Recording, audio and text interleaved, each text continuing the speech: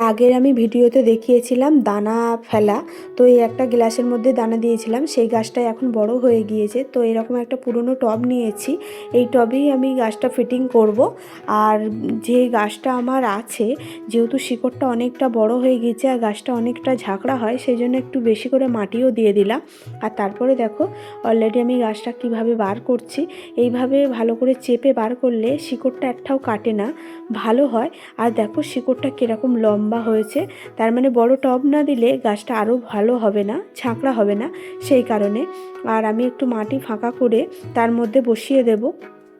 মাটিটা একটু বেশিই দিতে হবে, কারণ গাছটা যেহেতু বললাম যে একটু ঝাঁকড়া হয়, সেই কারণে। আর দেখো আমি মাটি দিয়ে চারিদিকে বেশি করে মাটি দিয়ে দিচ্ছি, যাতে জল টল দিলে হেলে পড়ে না যায়, সেই কারণে।